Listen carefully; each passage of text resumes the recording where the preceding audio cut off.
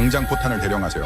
2026년 4월, 금방 끝날 것 같았던 중동 사태가 점차 장기화되고 있는 모양새입니다. 미국의 탄약은 바닥을 보이기 시작했고 결국 동맹국 도움이 필요한 순간이 왔죠. 미국이 눈여겨본 건 바로 한국이었습니다. 몇 년 전 한국에게 포탄을 공급받은 경험이 이번에도 크게 주요했다는 평가입니다. 하지만 상대는 바로 트럼프 대통령. 한국은 어떻게 이 상황을 헤쳐나갈까요? 지금부터 그 전말을 공개합니다. 안녕하세요. 저는 제임스 켈러한 미국 국방부 군수조달평가국에서 부국장으로 일하고 있습니다. 43살 워싱턴에서만 15년을 보낸 관료죠. 저는 미국이라는 나라의 힘을 누구보다 잘 안다고 자부했습니다. 세계 최강의 군사력, 달러의 지배력, 그리고 동맹국들이 결국엔 미국 앞에 고개를 숙일 수밖에 없다는 확신. 그게 제 세계관의 전부였죠. 2026년 3월의 어느 새벽, 펜타곤 지하 벙커에서 긴급 브리핑이 열렸습니다. 이란 공습이 시작된 지 열흘째, 중동 전선은 예상보다 훨씬 빠르게 확대되고 있었죠. 화면에 띄워진 숫자들이 저를 짓눌렀습니다. 패트리어트 요격탄 잔여량, 전체 비축의 32%, 155m 포탄 가용 재고 45일분, 중동 배치 이지스함 2척, 긴급 수리 필요. 국방차관보가 테이블을 손바닥으로 내리쳤습니다. 소리가 벙커 안에 울렸죠. 포탄이 없어. 요격탄이 없어. 배는 고장났어. 도대체 뭘로 싸우라는 거야? 아무도 대답하지 못했습니다. 저도 입을 다물었죠. 우리가 이란을 공습할 때만 해도 분위기는 달랐습니다. 트럼프 대통령은 SNS에 역사상 가장 정밀한 작전이라고 올렸고 케이블 뉴스는 온종일 폭격 영상을 틀어댔죠. 그런데 이란이 반격했습니다. 후티 반군이 홍해 봉쇄를 선언했고 이란 본토에서 탄도 미사일이 날아왔습니다. 걸프 지역 미군 기지 3곳이 동시에 공격받았죠. 우리는 요격했습니다. 문제는 요격할 때마다 수백만 달러짜리 미사일이 한 발씩 사라진다는 거였죠. 보충은 안 되고 소모만 되는 전쟁. 제가 15년간 펜타곤에서 일하면서 한 번도 겪어보지 못한 상황이었습니다. 브리핑이 끝나고 복도를 걸어 나오는데 국방차관보가 저를 불러 세웠습니다. 그의 눈 밑에 짙은 그림자가 내려앉아 있었죠. 켈러한, 한국 가야 돼. 저는 잠깐 멈칫했습니다. 한국이요? 일주일 전만 해도 트럼프 대통령은 한국산 자동차와 철강의 관세를 올리겠다고 으름장을 놓고 있었는데요. 저는 속으로 피식 웃었습니다. 어차피 한국이니까 좀 압박하면 되겠지. IMF 때도 그랬잖습니까? 미국이 손가락 까딱하면 고개 숙이던 나라. 주한미군 재배치 이야기만 슬쩍 꺼내면 알아서 헐값에 내놓을 겁니다. 알겠습니다. 사흘이면 충분합니다. 저는 자신있게 대답했습니다. 그때까지만 해도 제가 서울에서 무릎이 꺾일 줄은 정말이지 상상도 못했죠. 서울행 군용기 안에서 저는 노트북을 펼쳤습니다. 한국 측 실무대표인 한도윤이라는 사람의 이력서를 훑어봤죠. 국방부 방산협력국장 50살. 서울대 기계공학과를 나와서 방위사업청에서 잔뼈가 굵은 인물이었습니다. 특이한 건 이력서 중간에 공백이 있었다는 겁니다. 1998년부터 2000년까지 대학 휴학. 그 시절이면 한국이 IMF로 나라가 통째로 흔들리던 때였죠. 저는 그 공백에 별 관심을 두지 않았습니다. 솔직히 말하면 한국이라는 나라 자체에 큰 관심이 없었죠. 제 할아버지가 한국전쟁 참전 용사였고 거실벽에 훈장이 걸려 있었습니다. 할아버지는 가끔 말씀하셨죠. 우리가 그 나라를 살렸어, 제임스. 어린 시절부터 귀에 박힌 그 말이 제 한국관의 전부였습니다. 우리가 피를 흘려 지켜준 나라, 그러니까 고마워해야 할 나라. 비행기 안에서 팀원들과 전략을 짰습니다. 국방부에서 함께 파견된 조달 전문가 셋, 그리고 국무부에서 나온 통상 담당관 1명. 저는 화이트보드에 우리 요구사항을 적었죠. 155m 포탄 50만 발 긴급 조달, 이지스함 수리용 도크 임대, HBM 반도체 우선 공급권 확보. 그리고 그 옆에 큼직하게 썼습니다. 동맹 특별가 적용. 통상 담당관 로버츠가 고개를 갸웃했습니다. 부국장님, 일주일 전에 우리가 한국산 자동차의 관세 인상을 통보했는데 특별가를 요구하면 좀 어색하지 않을까요? 저는 어깨를 으쓱했습니다. 그게 협상이잖아. 한 손으로 때리고 한 손으로 악수하는 거지. 어차피 한국은 우리 없이 안보를 유지할 수 없어. 주한미군 이야기만 꺼내면 돼. 로버츠는 뭔가 더 말하려다 입을 다물었습니다. 저는 그의 표정을 대수롭지 않게 넘겼죠. 그때 핸드폰에 알림이 떴습니다. 트럼프 대통령의 SNS 게시물이었죠. 한국은 미국 덕분에 존재하는 나라. 그들이 동맹의 의무를 다할 시간이다. 저는 그 글을 보며 고개를 끄덕였습니다. 대통령의 말이 곧 우리의 협상 카드니까요. 14시간의 비행 끝에 오산 공군기지에 내렸습니다. 3월에 한국은 아직 쌀쌀했죠. 활주로에 검은색 세단 세대가 줄지어 서 있었고 한국 국방부 의전팀이 기다리고 있었습니다. 그런데 한도윤 국장은 보이지 않았죠. 대신 30대 초반으로 보이는 젊은 실무관이 깍듯하게 인사했습니다. 켈러한 부국장님, 먼 길 오시느라 수고 많으셨습니다. 한 국장님께서 내일 첫 회의에서 뵙겠다고 전해달라 하셨습니다. 공항까지 마중 나오지 않았다는 뜻이었습니다. 저는 속으로 코웃음을 쳤죠. 이게 무슨 배짱이지? 미국 국방부 고위 관료가 직접 왔는데 실무관을 보내다니. 그때는 그게 배짱이 아니라 계산이었다는 걸 몰랐습니다. 호텔로 향하는 차 안에서 서울의 야경이 창밖으로 흘러갔습니다. 반짝이는 불빛들이 끝없이 이어졌죠. 할아버지가 사진으로 보여주던 잿더미의 서울과는 완전히 다른 풍경이었습니다. 하지만 저는 그 불빛의 의미를 읽지 못했습니다. 다음 날 아침 서울 용산 국방부 청사에서 첫 회의가 열렸습니다. 회의실은 생각보다 담백했죠. 화려한 장식 없이 긴 테이블 하나와 양쪽으로 6개씩 놓인 의자. 벽에는 한국군의 역사를 담은 흑백 사진 몇 장만 걸려 있었습니다. 한도윤 국장이 들어왔습니다. 첫인상은 의외로 조용한 사람이었죠. 키가 크지도 작지도 않고 안경 너머의 눈이 차분했습니다. 악수를 할 때 소나귀에 힘이 있었지만 과시하는 느낌은 아니었죠. 목소리도 낮고 고른 톤이었습니다. 먼 길 오셨습니다. 켈러한 부국장님. 저는 곧장 본론으로 들어갔습니다. 시간이 없었으니까요. 중동에서는 매시간 요격탄이 소모되고 있었고 워싱턴은 사흘 안에 결과를 원했죠. 한 국장님, 상황은 아시다시피 긴급합니다. 155m 포탄 50만 발, 이지스함 수리도크, HBM 우선 공급. 한미 동맹의 정신에 따라 신속하게 처리되길 바랍니다. 물론 가격은 동맹 특별가로요. 저는 일부러 동맹이라는 단어에 힘을 줬습니다.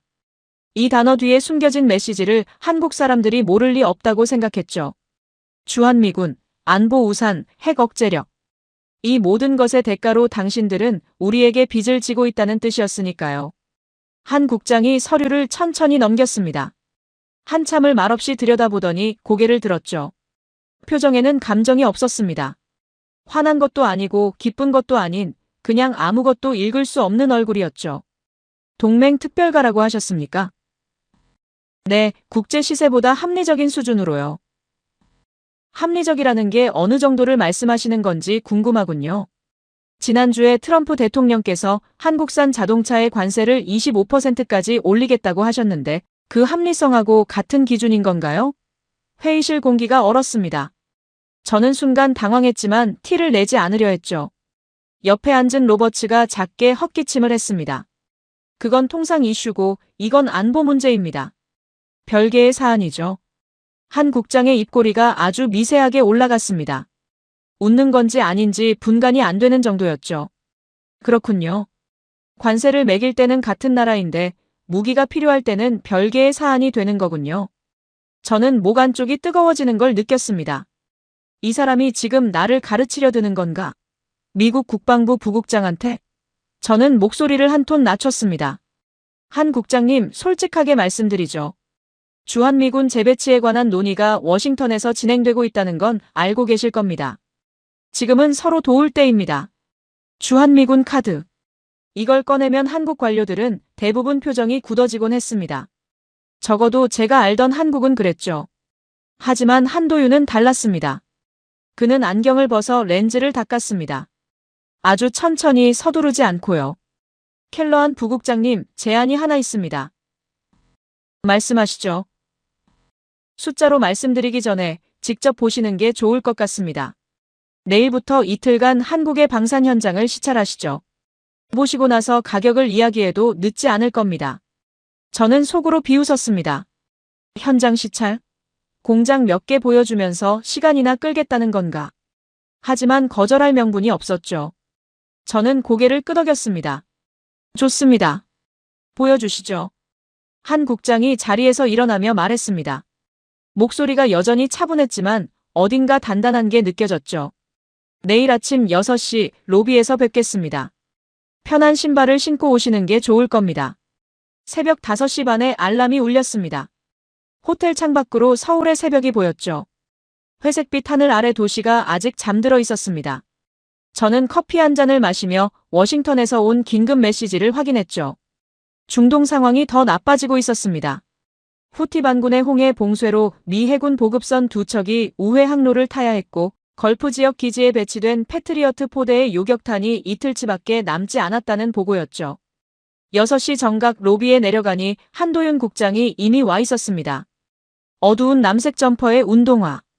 어제 회의실에서 본 정장 차림과는 전혀 다른 모습이었죠.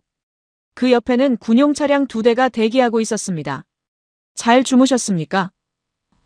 네, 덕분에요. 사실 한숨도 못 잤습니다. 워싱턴에서 계속 전화가 왔으니까요.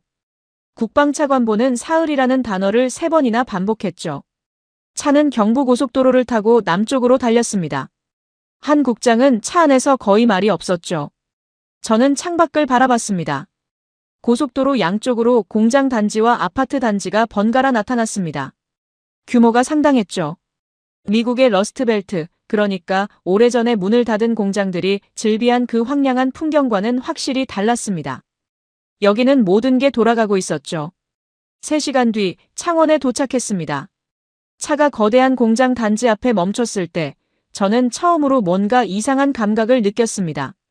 공장 굴뚝에서 연기가 올라오고 대형 트럭들이 쉴 새 없이 드나들고 있었죠. 정문에는 보안 게이트가 3중으로 설치돼 있었고 무장 경비원들이 서 있었습니다. 한 국장이 차에서 내리며 말했습니다. 여기가 한국의 대표적인 탄약 생산 시설입니다. 155m 포탄을 만드는 곳이죠. 공장 안으로 들어서는 순간 소리가 먼저 저를 덮쳤습니다. 금속이 부딪히는 소리, 기계가 돌아가는 진동, 컨베이어 벨트 위를 줄지어 움직이는 포탄의 행렬. 자동화 라인이 끝이 보이지 않을 만큼 길게 이어져 있었죠. 로봇팔이 탄두를 집어 올리고 검사 장비가 하나하나 정밀 측정을 했습니다. 사람의 손이 닿는 공정은 최소화돼 있었지만 그 대신 모든 기계가 쉬지 않고 움직이고 있었습니다. 공장장이 다가와 설명을 시작했습니다. 현재 이 공장은 주 7일, 하루 24시간 가동 중입니다. 연간 20만 발 이상 생산하고 있고 전시 체제로 전환하면 150만 발까지 확대가 가능합니다. 저는 숫자를 머릿속으로 환산했습니다. 연간 20만 발이면 월만 7천 발 정도. 미국의 전쟁 초기 월 생산량이 14,000발이었다는 걸 떠올렸죠. 이 공장 하나가 미국 전체 생산량을 넘기고 있었습니다. 그것도 여유 있게. 비축량은 얼마나 됩니까? 공장장이 한 국장을 힐끗 봤습니다. 한 국장이 가볍게 고개를 끄덕였죠. 300만 발 이상입니다. 300만 발. 저는 걸음을 멈췄습니다. 미국이 우크라이나에 지원한 전체 포탄량이 약 100만 발이었죠. 이 나라는 그 3배를 창고에 쌓아두고 있었습니다. 한 국장이 제 옆으로 왔습니다. 목소리가 낮았지만 또렷하게 들렸죠. 미국이 이란 공습을 시작한 뒤 포탄 긴급 조달 요청이 유럽에서도 쇄도하고 있습니다. 독일, 폴란드, 루마니아. 줄이 길어요. 저는 아무 말도 하지 못했습니다. 그가 말하려는 게 뭔지 알았으니까요. 당신들만 줄 서 있는 게 아니라는 뜻이었죠. 그리고 줄이 길면 가격은 올라가는 겁니다. 공장을 나서는데 컨베이어 벨트 위에 포탄들이 끝없이 흘러가고 있었습니다. 그 광경이 자꾸 눈에 밟혔죠. 바로 그때 주머니 속 핸드폰이 울렸습니다. 전화는 워싱턴이었습니다. 국방차관보의 목소리가 날카롭게 귀를 찔렀죠. 켈러한, 상황이 바뀌었어. 이란이 호르무즈 해협에 기뢰를 뿌리기 시작했어. 원유 수송선 한 척이 피격됐고 국제 유가가 하루 만에 40% 뛰었어. 대통령이 미쳤어. 당장 결과를 가져오라고 난리야. 지금 한국 방산 시설을 시찰 중입니다. 내일이면. 내일이 아니라 오늘이야. 오늘 안에 뭐라도 잡아와. 포탄이든 뭐든. 대통령이 아까 SNS에 또 올렸어. 한국은 미국의 요청에 즉각 응해야 한다. 그게 동맹이다. 이거 보고 한국 언론이 난리가 났다고. 전화를 끊고 돌아서니 한도윤 국장이 서 있었습니다. 얼마나 들었는지 모르겠지만 그의 표정은 변함없이 담담했죠. 저는 속이 부글부글 끓었습니다. 한쪽에서는 워싱턴이 닥달하고 다른 한쪽에서는 이 한국 관료가 여유 있게 공장 구경을 시켜주고 있으니까요. 한 국장님, 솔직히 시간이 없습니다. 시찰은 여기까지 하고 오늘 오후에 바로 협상 테이블로 돌아가시죠. 한 국장이 잠시 저를 바라봤습니다. 그리고 천천히 고개를 저었죠. 켈러한 부국장님, 아직 두 곳이 더 남았습니다. 거제 조선소와 평택 반도체 단지. 이 두 곳을 보시지 않으면 협상 테이블에서 서로 시간만 낭비하게 될 겁니다. 무슨 뜻입니까? 지금 미국에 필요한 게 포탄만이 아니라는 뜻입니다. 포탄은 시작일 뿐이에요. 그 말에 저는 멈칫했습니다. 포탄이 시작이라고? 저는 그의 눈을 들여다봤죠. 거기엔 허세가 없었습니다. 협박도 없었고요. 그냥 사실을 말하는 사람의 눈이었습니다. 불편할 정도로 흔들림이 없는. 차에 다시 올라타면서 핸드폰을 확인했습니다. 트럼프 대통령의 SNS 게시물이 한국 뉴스 속보로 뜨고 있었죠. 한국 네티즌들의 반응은 싸늘했습니다. 관세 올릴 때는 언제고 총알 달라고 할 때는 동맹이냐. 주한미군 철수하고 싶으면 하시지. 우리 포탄이 그렇게 급하면 관세부터 내려라. 저는 핸드폰을 주머니에 넣었습니다. 묘한 기분이었죠. 제가 알던 한국은 이런 나라가 아니었는데. 미국이 목소리를 높이면 조용히 따르던 나라, 동맹이라는 이름으로 양보를 감수하던 나라. 그런데 지금 이 사람들의 태도는 달랐습니다. 화를 내는 것도 아니고 무시하는 것도 아닌데 뭔가 단단한 게 느껴졌죠. 쉽게 말하면 쫄지 않는다는 느낌이었습니다. 거제로 향하는 차 안에서 한 국장이 처음으로 개인적인 이야기를 꺼냈습니다. 켈러한 부국장님은 한국 전쟁을 아시나요? 물론이죠. 제 할아버지가 참전하셨습니다. 인천 상륙작전에도 참여하셨고요. 그러시군요. 한 국장이 창밖을 바라봤습니다. 고속도로 양쪽으로 남해안의 산등성이가 펼쳐지고 있었죠. 저희 아버지는 1997년에 회사가 부도났습니다. IMF 외환위기 때요. 30년 동안 키운 중소기업이 하룻밤에 무너졌죠. 저는 대학을 쉬고 공장에서 일했습니다. 밤 12시까지 선반을 돌리면서 학비를 벌었어요. 저는 뭐라고 답해야 할지 몰랐습니다. 그때 미국에서 온 IMF 실사단을 TV로 봤습니다. 양복 입은 사람들이 줄줄이 내려와서 한국 경제를 해부하듯 검사했죠. 아버지가 TV를 보시다가 리모컨을 던지셨어요. 말은 안 하셨지만 눈에 물기가 고여 있었습니다. 한 국장이 다시 저를 봤습니다. 목소리가 조금 낮아졌지만 흔들리지는 않았죠. 그날 저는 다짐했습니다. 다시는 그런 꼴을 당하지 않겠다고. 저뿐만이 아니에요. 그때 공장에서 일하던 청년들, 금 모으기 운동에 참여했던 아줌마들, 전부 같은 생각이었을 겁니다. 차가 터널로 들어갔습니다. 어둠 속에서 한 국장의 목소리만 들렸죠. 그래서 저는 오늘 부국장님께 공장을 보여드리는 겁니다. 그 청년들이 25년 동안 뭘 만들어 왔는지를요. 터널을 빠져나오자 저 멀리 바다가 보였습니다. 그리고 그 바다 위에 상상을 초월하는 크기의 구조물들이 늘어서 있었죠. 거제 조선소였습니다. 거제 조선소에 들어서는 순간 저는 입을 다물지 못했습니다. 규모가 아니었습니다. 물론 규모도 압도적이었죠. 축구장 수십 개를 이어붙인 것 같은 도크가 바다를 향해 벌어져 있었고 하늘을 찌를 듯한 크레인들이 느릿느릿 움직이고 있었습니다. 하지만 저를 진짜 멈추게 한 건 소리였죠. 용접 불꽃이 튀는 소리, 철판이 맞물리는 소리, 수백 명의 작업자들이 동시에 움직이며 만들어내는 그 리듬. 거대한 심장이 뛰는 것 같았습니다. 안내를 맡은 조선소 부장이 헬멧을 건네며 말했습니다. 지금 보시는 도크 3개에서 LNG 운반선 2척과 컨테이너선 1척이 동시에 건조 중입니다. 그리고 저쪽 특수선 야드에서는 미 해군 보급함 정비가 진행되고 있고요. 미 해군 함정을 여기서 수리하고 있다고요? 네, 지난해부터 MRO 계약을 체결해서 진행 중입니다. 초기에 80건이던 수리 항목이 지금은 350건 이상으로 늘었습니다. 미 해군 쪽에서 작업 범위를 계속 확대하고 있어요. 저는 걸음을 멈추고 특수선 야드 쪽을 바라봤습니다. 회색 도장에 미 해군 함정이 도크 안에 들어와 있었죠. 성조기가 바람에 펄럭이고 있었습니다. 미국 군함이 한국 땅에서 수리를 받고 있다는 사실이 갑자기 생생하게 와닿았죠.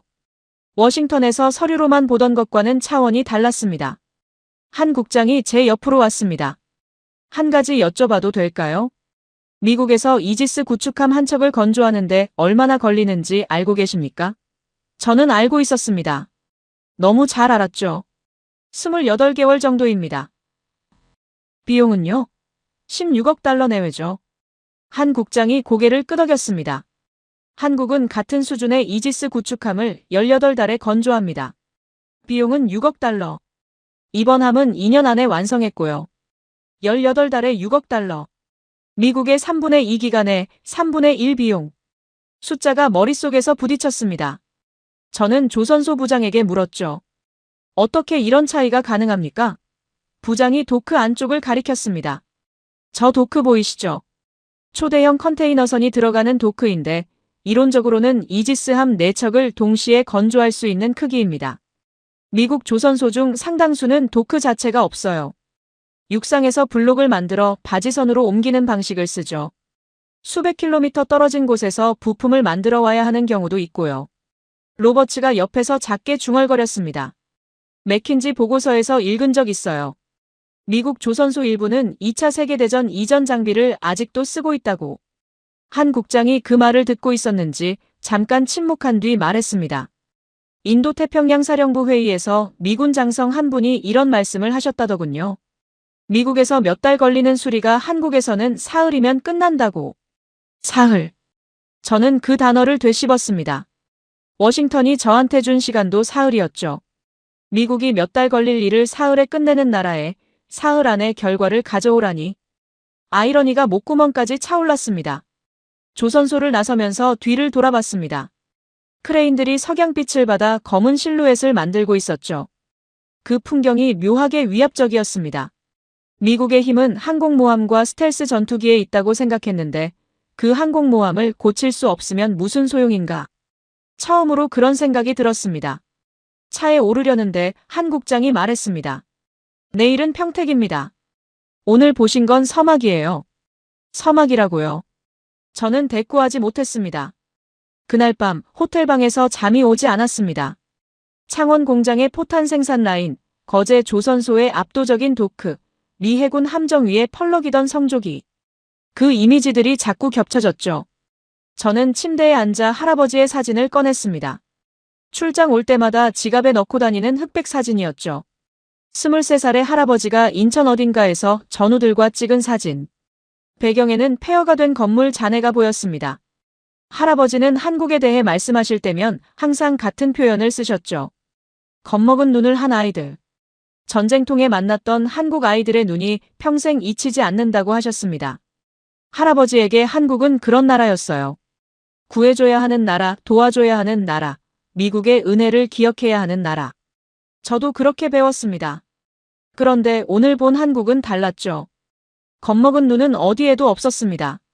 공장 노동자들의 눈에는 자부심이 있었고 한도윤 국장의 눈에는 흔들림 없는 확신이 있었죠. 이 사람들은 더 이상 구해줘야 할 대상이 아니었습니다. 핸드폰이 울렸습니다. 워싱턴이 아니라 아내 캐서린이었죠. 제임스, 뉴스 봤어. 중동 상황이 심각하다면서. 응, 그래서 지금 한국에 와 있어. 한국? 왜 한국이야? 포탄이 필요해서. 전화기 너머로 캐서린의 한숨이 들렸습니다. 지난주에 트럼프가 한국 때리더니 이번 주엔 한국한테 도움을 요청하는 거야? 이게 무슨 나라니? 저는 대답하지 못했습니다. 아내의 말이 너무 정확했으니까요. 한 손으로 때리고 한 손으로 악수하는 거라고 저도 비행기 안에서 말했었죠. 그런데 지금은 그 말이 떠오를 때마다 뭔가 찝찝한 게 목 안쪽에 걸렸습니다. 전화를 끊고 샤워를 하려다 호텔 책상 위에 놓인 봉투를 발견했습니다. 한도윤 국장이 보낸 것이었죠. 안에는 오래된 신문기사 복사본이 한 장 들어있었습니다. 1998년 1월 한국 일간지 기사. 제목이 눈에 꽂혔죠. 미국 대사관 앞에서 IMF 구제금융에 항의하는 한국 시민들의 사진이었습니다. 젊은 청년들이 주먹을 쥐고 서 있었죠. 눈에 눈물이 고여 있었지만 무릎은 꿇지 않고 있었습니다. 기사 아래쪽에 한 국장의 손글씨가 적혀 있었습니다. 이 청년들이 지금 공장에서 포탄을 만들고 조선소에서 배를 짓고 있습니다. 저는 그 한 줄을 한참 들여다봤습니다. 가슴 어딘가가 묵직해지는 느낌이었죠.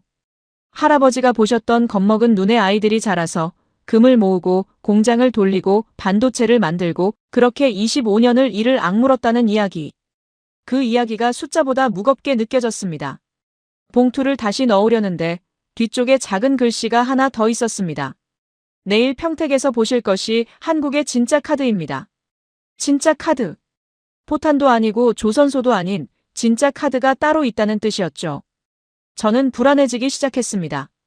평택 반도체 단지에 들어서려면 보안 절차를 3번 통과해야 했습니다.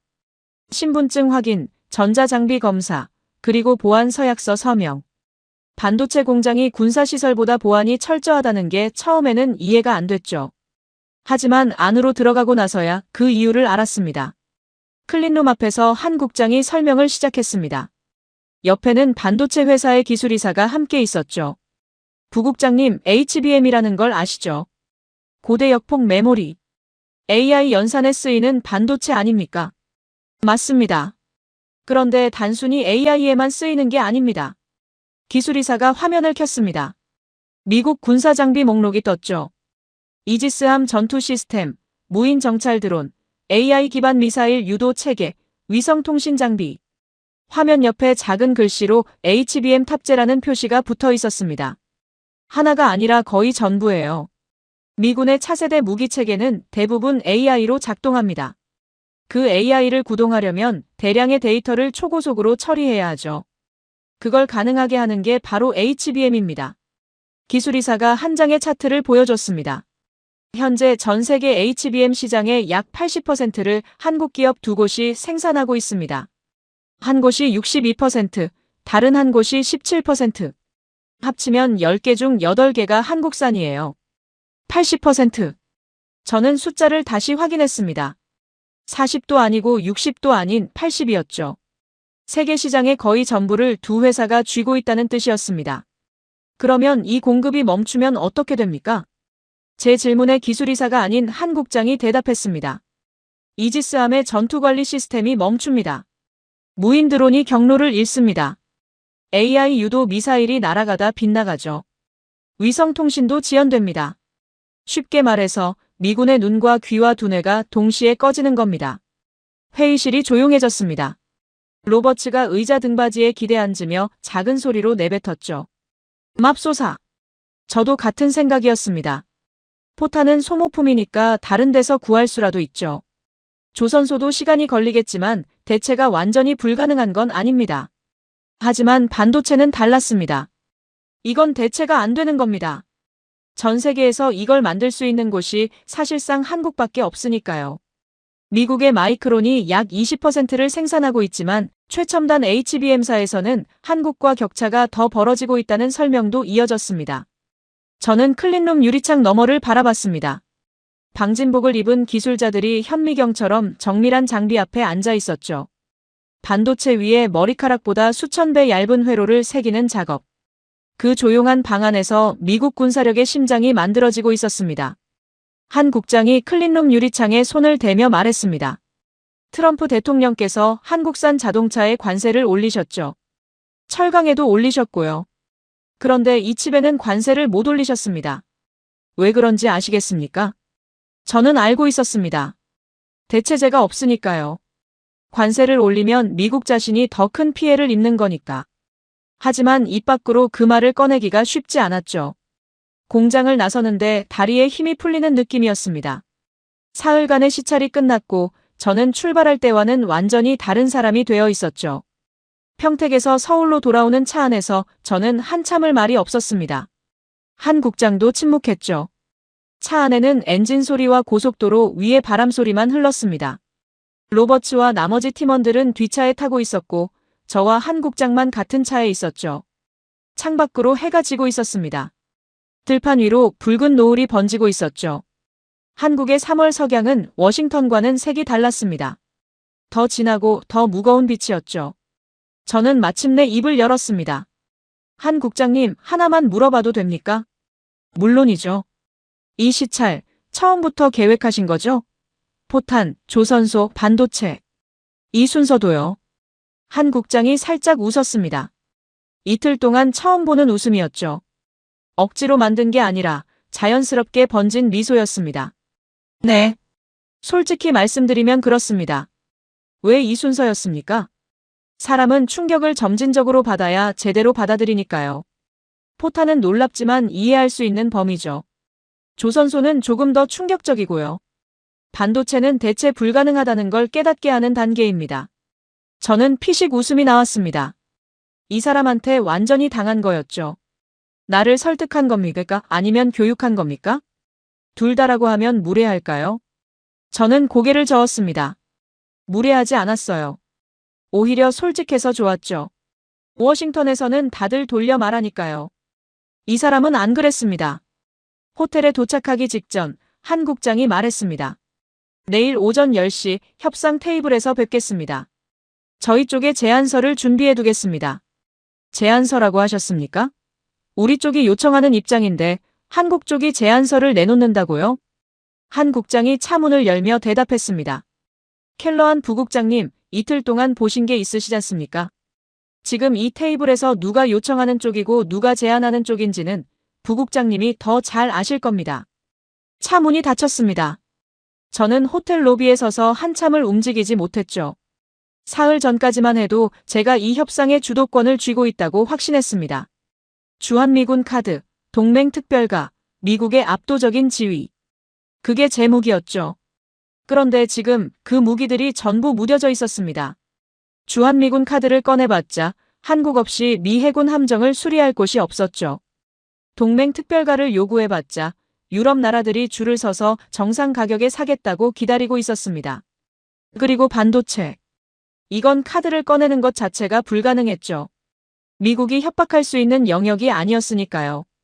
방에 올라가서 워싱턴에 보고 전화를 했습니다. 국방차관보의 목소리가 초조하게 울렸죠. 그래서 결과는 동맹 특별가 됐어. 저는 한참을 침묵했습니다. 그리고 처음으로 솔직하게 말했죠. 차관보님, 동맹 특별가는 힘들 것 같습니다. 뭐? 왜? 한국이 우리한테 필요한 게 아닙니다. 우리가 한국한테 필요한 겁니다. 포탄도, 조선소도, 반도체도. 전부 우리가 한국 없이는 돌아가지 않는 구조입니다. 전화기 너머에서 한참 동안 아무 소리도 나지 않았습니다. 그리고 국방차관보가 낮은 목소리로 내뱉었죠. 그럼 대체 우리 카드가 뭐야, 켈러한? 저는 호텔 창밖을 바라봤습니다. 서울의 야경이 끝없이 반짝이고 있었죠. 이 불빛 하나하나가 공장이고 연구소이고 조선소이고 반도체 라인이었습니다. 솔직히 말씀드리면 지금은 카드가 없습니다. 다음 날 아침 협상장으로 가기 전에 트럼프 대통령의 SNS를 확인했습니다. 새벽에 올린 글이 2개 있었죠. 첫 번째는 이란 전선에 관한 것이었습니다. 미군은 역사상 가장 위대한 작전을 수행 중. 이란은 곧 무릎 꿇을 것. 두 번째 글은 한국에 관한 것이었죠. 한국은 미국이 보호해주는 덕에 잘 살고 있다. 이제 보답할 때다. 무기와 반도체를 즉시 제공해야 한다. 저는 핸드폰을 내려놓고 한숨을 쉬었습니다. 이 글이 한국 뉴스에 나갈 테고 한국 여론은 또 들끓을 테고 협상 테이블에서 제 입장만 더 좁아지겠죠. 대통령이 저를 도우려는 건지 방해하려는 건지 알 수가 없었습니다. 10시 정각 용산 국방부 청사. 회의실 분위기가 이틀 전과는 완전히 달라져 있었습니다. 한국 쪽은 6명이 앉아 있었죠. 한도윤 국장을 중심으로 양쪽의 군 장성 1명, 산업부 관계자 1명, 반도체 업계 대표 1명, 조선업계 대표 1명, 그리고 통상 전문가 1명. 이틀 전에는 한 국장 혼자였는데 오늘은 진을 치고 나온 겁니다. 한 국장이 서류 한 뭉치를 테이블 위에 올려놓았습니다. 표지에 적힌 제목이 눈에 들어왔죠. 한미 긴급 군수 협력 제안서. 요청서가 아니라 제안서였습니다. 켈러한 부국장님, 이틀간 시찰 수고 많으셨습니다. 저희가 준비한 제안을 말씀드리겠습니다. 한 국장이 서류를 펼쳤습니다. 첫째, 155mm 포탄 50만 발. 긴급 납품. 가능합니다. 단, 긴급 납품 할증 30%를 적용합니다. 이건 유럽 국가들에게도 동일하게 적용하는 기준입니다. 30% 할증. 동맹 특별 가능커녕 프리미엄이 붙었죠. 둘째, 이지스함 수리 도크 추가 임대 및 MRO 확대. 가능합니다. 단, 한국산 자동차 및 철강에 부과된 추가 관세의 전면 재검토를 전제로 합니다. 관세 인하를 조건으로 걸었습니다. 셋째, HBM 반도체 우선 공급권. 논의 가능합니다. 단, 한국에 대한 방산기술 이전 통제의 전면 재검토, 그리고 한 국장이 한 박자 쉬었습니다. 방안의 모든 시선이 그에게 집중됐죠. 한국 해군의 핵추진 잠수함 건조를 위한 미국의 기술 지원을 요청합니다. 핵잠수함. 회의실에 정적이 내려앉았습니다. 로버츠가 제 팔꿈치를 쳤지만 저는 반응하지 못했죠. 이건 군수 조달의 차원을 넘어서는 이야기였습니다. 안보 구조 자체를 바꾸겠다는 요구였으니까요. 한 국장님, 핵잠수함 기술 지원은 제 권한 밖의 사안입니다. 이건 백악관과 의회가 결정할 문제입니다.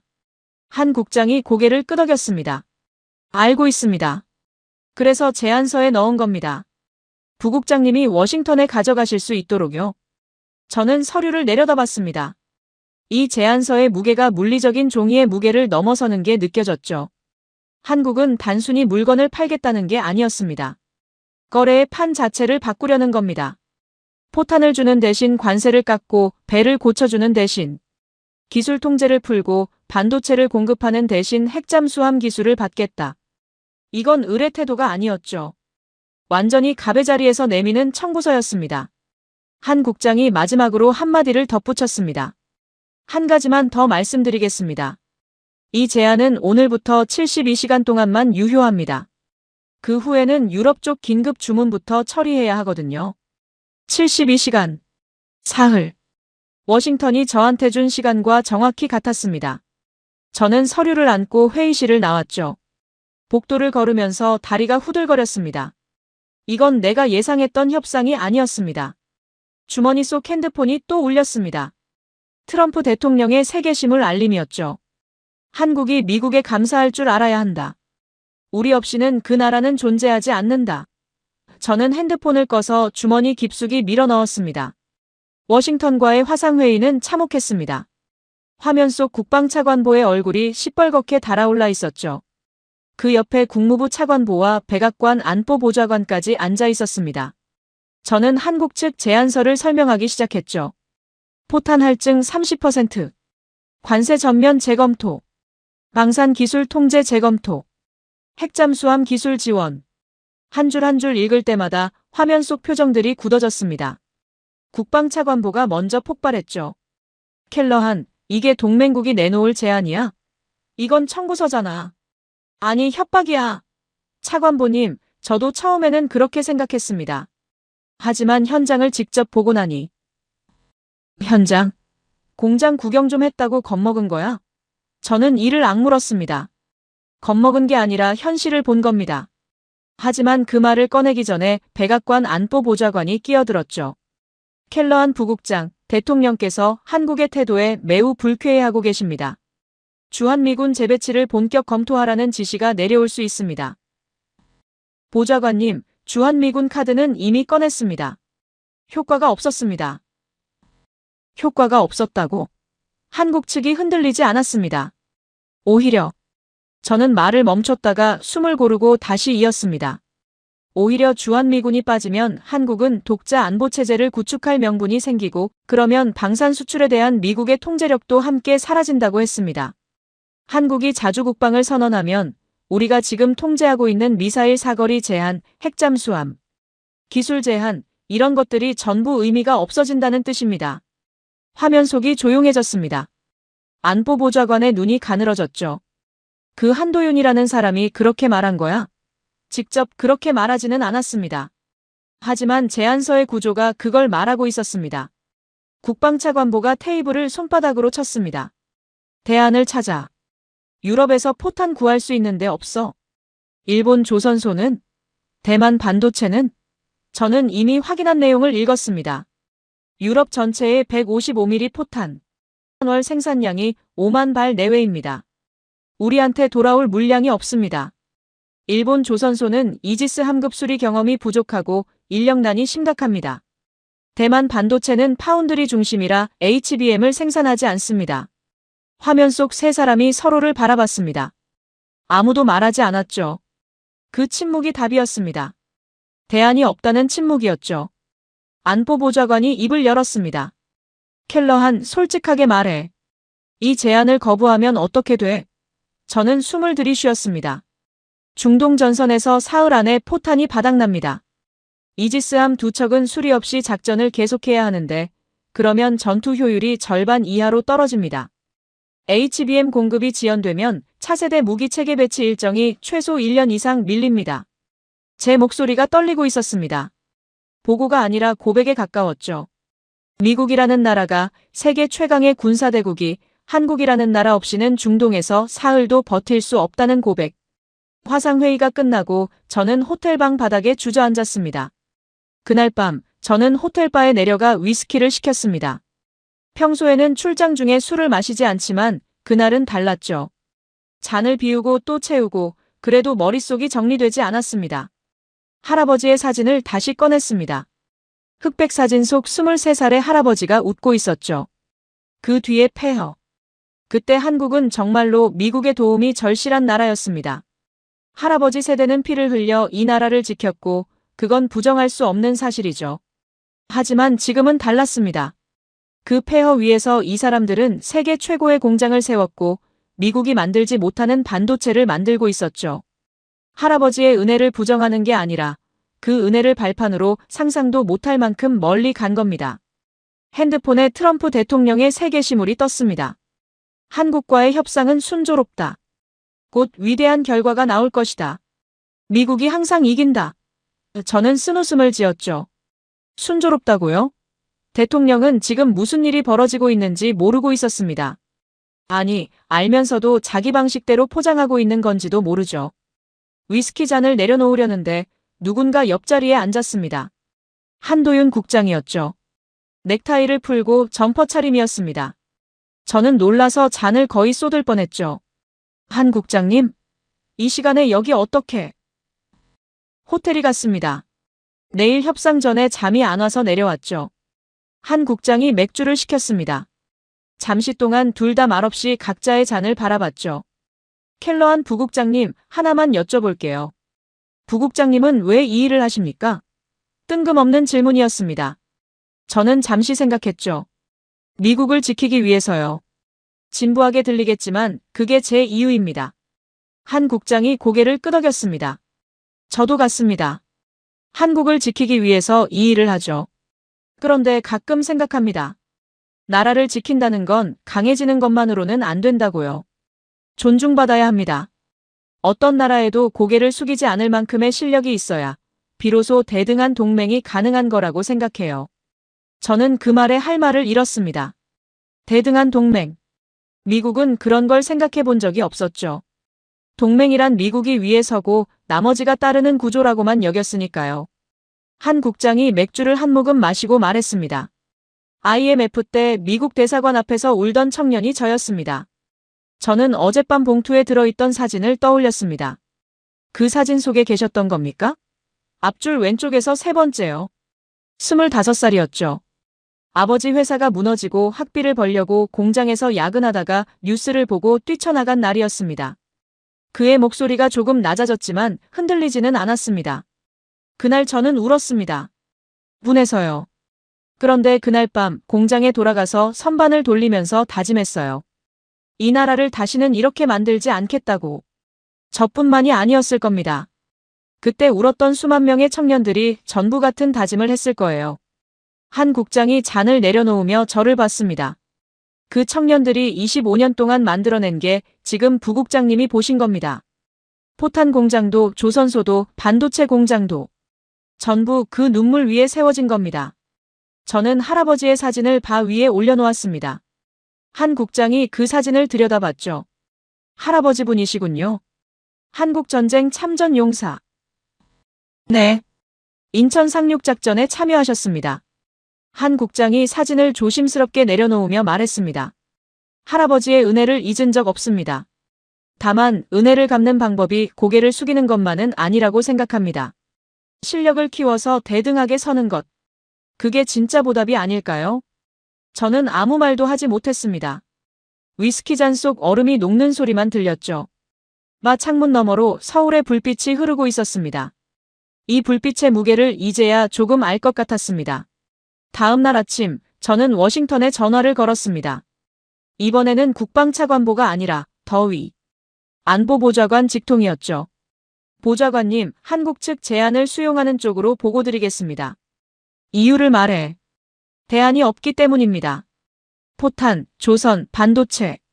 세 분야 모두 한국 없이는 중동 전선을 유지할 수 없습니다. 지금 거부하면 유럽이 그 물량을 가져가고 우리는 줄 뒤에 서야 합니다. 핵잠수함은? 그건 별도 협의 사안으로 분리하되 논의 자체는 시작하겠다는 의향을 보여야 합니다.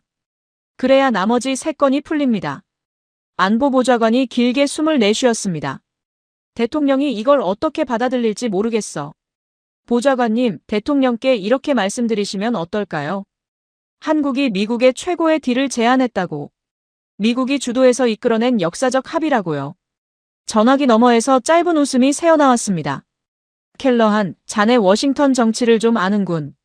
1시간 뒤 백악관에서 연락이 왔습니다. 조건부 수용. 핵잠수함 기술 지원은 협의 개시로 표현을 낮추되 포탄 납품과 관세 재검토, 방산. 기술 통제 재검토는 원칙적으로 수용한다는 내용이었죠. 10시 협상장. 저는 테이블 맞은편에 한도윤 국장을 마주봤습니다. 이틀 전 처음 만났을 때와 같은 차분한 눈이었지만 저는 이제 그 눈 뒤에 뭐가 있는지 알고 있었죠. 한 국장님, 워싱턴에서 회신이 왔습니다.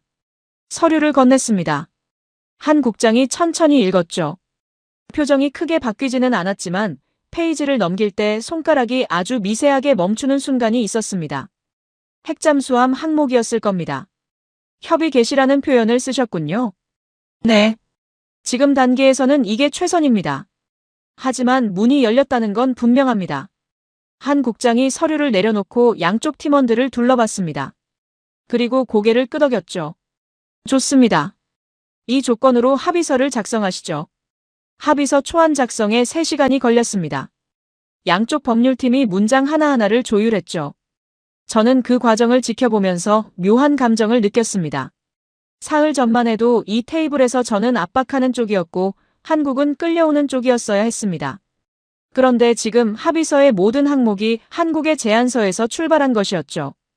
저는 요청하는 쪽이었고 한국은 조건을 거는 쪽이었습니다. 합의서에 서명하는 순간 한 국장의 펜이 잠깐 멈췄습니다.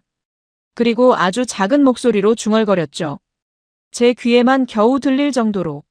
아버지, 됐습니다. 저는 못 들은 척했습니다. 하지만 그 한마디가 가슴에 박혔죠. 합의서 서명이 끝난 뒤 양측은 짧은 악수를 나눴습니다. 한국 쪽 팀원들의 표정에 안도가 스쳤지만 환호하는 사람은 없었죠. 한 국장도 마찬가지였습니다. 그는 서류를 정리하면서 덤덤한 표정을 유지했죠.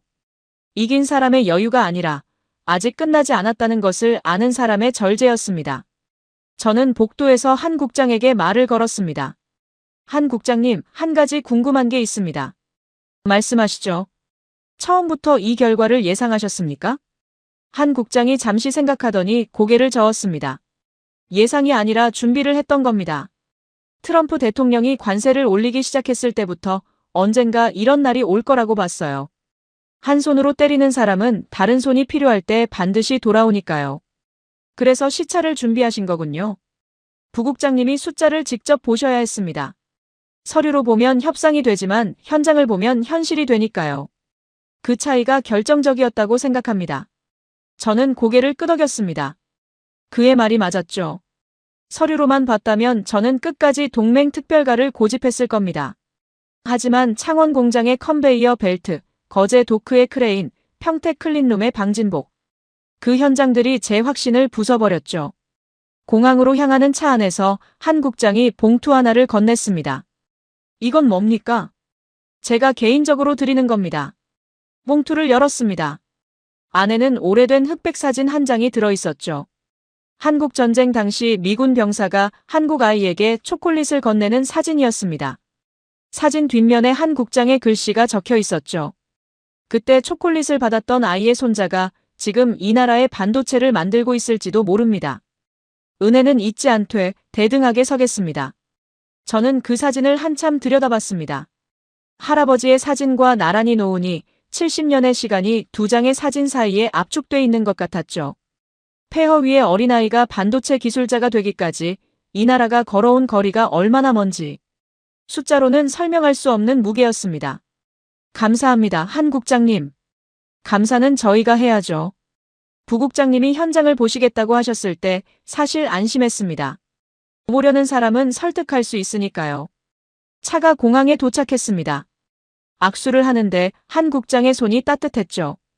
이틀 전 첫 악수 때와 같은 힘이었지만 이번에는 그 힘의 의미가 다르게 느껴졌습니다. 군용기에 올라 자리에 앉으니 로버츠가 옆에서 말했습니다. 부국장님, 솔직히 말해도 될까요? 말해. 우리가 진 거 맞죠? 저는 창밖을 바라봤습니다. 활주로 너머로 한국의 산등성이가 보였죠. 졌다기보다는 현실을 인정한 거지. 그리고 그게 나쁜 건 아니야. 비행기가 이륙했습니다. 서울의 불빛이 점점 작아지다가 구름 속으로 사라졌죠. 저는 지갑에서 두 장의 사진을 꺼내 나란히 놓았습니다. 할아버지의 사진과 한 국장이 준 사진. 70년 전의 미국 병사와 한국 아이. 그리고 지금의 미국 관료와 한국 국장. 관계는 바뀌었습니다. 하지만 끊어진 건 아니었죠. 달라진 거였습니다. 워싱턴에 돌아온 다음 날 합의 내용이 언론에 흘러나갔습니다. 누가 흘렸는지는 모르겠지만 아마 백악관이었을 겁니다. 트럼프 대통령은 그날 오후 SNS에 글을 올렸죠. 한국과의 위대한 딜. 미국이 주도한 역사적 군수 합의. 포탄 50만 발 함정 수리, 반도체 확보. 이것이 내가 만든 최고의 거래다. 저는 그 글을 읽으며 고개를 저었습니다. 미국이 주도했다고요. 현실은 정반대였죠. 한국이 판을 깔고 조건을 걸고 시간 제한까지 줬습니다. 우리는 그 조건을 수용한 쪽이었고요. 하지만 이게 워싱턴이니까요. 현실이 어떻든 발표는 미국이 이긴 것처럼 해야 합니다. 그런데 저녁 뉴스에서 속보가 터졌습니다. 트럼프 대통령, 한국산 자동차 관세 인하 합의에도 불구하고 별도의 반도체 관세 부과를 검토 중. 저는 TV 앞에서 멈춰섰죠. 방금 합의서 잉크가 마르기도 전에 또 다른 카드를 꺼내는 겁니까? 핸드폰을 들었습니다. 한도윤 국장에게 전화를 걸까 말까 망설였죠. 결국 문자를 보냈습니다. 뉴스 보셨습니까? 답장은 3분 만에 왔습니다. 보고 있습니다. 어떻게 생각하십니까? 한참 뒤에 답이 왔죠. 짧았습니다. 예상했습니다. 그 세 글자가 모든 걸 말해주고 있었습니다. 한도윤은 처음부터 알고 있었던 겁니다. 이번 합의가 끝이 아니라 시작이라는 걸. 트럼프가 한 손으로 악수하면서 다른 손으로 또 다른 카드를 준비할 거라는 걸. 그래서 그는 이번 협상에서 최대한 많은 걸 받아낸 거였죠. 다음번에 또 뒤집힐 걸 알면서도요. 저는 핸드폰을 내려놓고 창밖을 바라봤습니다. 워싱턴의 밤은 서울과는 달랐습니다. 하얀 대리석 건물들이 조명을 받아 빛나고 있었죠. 링컨 기념관, 워싱턴 기념비, 백악관. 이 도시의 모든 건물이 미국의 위대함을 외치고 있었습니다. 하지만 그 위대함을 지탱하는 포탄은 한국에서 오고 군함을 고칠 곳도 한국이고 무기의 두뇌를 만드는 반도체도 한국산이었죠. 책상 위에 두 장의 사진을 세워놓았습니다. 할아버지의 사진과 한 국장이 준 사진. 70년 전 할아버지는 이 나라를 구하러 바다를 건넜습니다. 그건 숭고한 일이었죠. 하지만 지금 그 나라는 더 이상 구해줘야 할 나라가 아니었습니다. 한 국장의 마지막 문자가 머릿속에 맴돌았습니다. 예상했습니다. 그 짧은 문장 안에 담긴 건 체념이 아니라 각오였죠. 또 올 거라는 걸 알면서 그래도 흔들리지 않겠다는 각오. 저도 하나 배운 게 있었습니다. 한국은 더 이상 관세 한 방에 고개 숙이는 나라가 아니라는 것. 주한미군 카드로 겁줄 수 있는 나라가 아니라는 것. 그리고 미국이 정말로 한국을 잃으면 중동에서 사흘도 못 버틴다는 것. 핸드폰에 또 알림이 떴습니다. 트럼프 대통령의 세계시물. 모든 나라는 미국의 공정한 대가를 지불해야 한다. 예외는 없다. 저는 쓴웃음을 지었습니다. 내일이면 또 한국에 전화해야 할지도 모르면서요. 지구 반대편 서울 용산의 사무실에서도 같은 뉴스를 보고 있을 한도윤 국장의 모습이 떠올랐습니다. 아마 커피 한 잔을 앞에 놓고 안경을 벗어 렌즈를 닦으면서 조용히 중얼거리고 있을 겁니다. 이번엔 우리가 준비돼 있으니까. 그리고 선반 위에 꽂혀 있을 1998년의 신문 기사를 한번 쓸어보며 또 다시 내일을 준비하겠죠. 미국이 몇 번을 뒤집든 흔들리지 않을 만큼의 실력을 쌓아온 25년이 그의 등 뒤에 있으니까요. 저는 핸드폰을 끄고 불을 껐습니다. 내일은 또 어떤 SNS가 올라올지 모르겠지만 한 가지는 확실했습니다. 다음번에 한국에 전화할 때는 적어도 저만큼은 고개를 숙이고 걸 겁니다. 오늘 들려드린 워싱턴이 서울에 전화한 날은 가상의 이야기입니다. 제임스 켈러한도 한도윤 국장도 실존 인물이 아니고 이 협상이 실제로 벌어진 것도 아닙니다. 하지만 이 이야기의 뼈대가 되는 사실들은 전부 현실에 근거하고 있습니다. 사실과 허구를 구분해드리겠습니다. 한국이 155mm 포탄을 연간 20만 발 이상 생산하고 300만 발 이상을 비축하고 있다는 건 사실입니다. 미국이 전쟁 초기에 월만 4천 발밖에 생산하지 못했던 것도 사실이고요. 워싱턴 포스트는 한국이 유럽 전체보다 더 많은 포탄을 공급했다고 보도한 바 있습니다. 한국 조선소가 이지스 구축함을 미국보다 훨씬 빠르고 저렴하게 건조한다는 것도 사실입니다. 월스트리트 저널 보도에 따르면 한국은 18개월에 6억 달러, 미국은 28개월에 16억 달러입니다. 미 해군이 한국 조선소에서 실제로 함정 수리를 진행하고 있다는 것도 확인된 사실이고요. HBM 반도체 시장의 약 80%를 한국 기업 두 곳이 장악하고 있다는 것도 사실입니다. 2025년 2, 4분기 기준 카운터포인트 리서치 자료에 따르면 한 곳이 62%, 다른 한 곳이 17%를 차지하고 있죠. 반면 미국 조달팀이 한국에 와서 현장 시찰을 하고 협상이 뒤집혔다는 건 허구입니다. 핵잠수함 기술 지원 요구도 이 이야기 안에서 만들어진 가상의 전개이고요. 그리고 이 이야기의 텍스트와 음성은 AI를 활용하여 제작했다는 점도 알려드립니다. 저는 이 이야기를 만들면서 한 가지 생각이 계속 머릿속을 떠나지 않았습니다. 트럼프 대통령의 행보를 보면 한 손으로 동맹을 때리고 다른 손으로 도움을 요청하는 패턴이 반복되고 있습니다. 관세를 올렸다가 내렸다가 동맹을 위협했다가 협력을 구했다가 이번 이란 공습과 중동 위기에서도 결국 미국은 혼자서는 전쟁을 지속할 수 없다는 현실과 마주했죠. 그 현실의 한가운데에 한국이 있습니다. 포탄을 만드는 나라, 배를 고칠 수 있는 나라, AI 시대의 핵심 반도체를 쥐고 있는 나라. 이건 하루아침에 만들어진 게 아닙니다. IMF의 굴욕을 겪고 이를 악물고 공장을 돌리고 기술을 키워온 25년의 결과입니다. 물론 걱정도 됩니다. 트럼프 대통령의 입장 번복은 어제 오늘 일이 아니니까요. 오늘의 합의가 내일 뒤집힐 수도 있습니다. 하지만 저는 그래서 더 한국의 저력을 믿습니다. 몇 번을 뒤집든 대체 불가능한 실력을 가진 나라는 결국 다시 전화를 받게 돼 있으니까요. 우리가 가진 건 자원도 아니고 땅의 크기도 아닙니다. 사람입니다. 밤 12시까지 선반을 돌리던 청년이 금을 모아 놔라. 빚을 갚던 아주머니가 클린룸에서 머리카락보다 얇은 회로를 새기는 기술자가 만들어낸 힘입니다. 다음에 또 어떤 압박이 오더라도 우리는 준비돼 있을 겁니다. 오늘 이야기가 재미있으셨다면 구독과 좋아요 한 번씩 부탁드립니다. 여러분의 구독과 좋아요가 다음 이야기를 만드는 힘이 됩니다.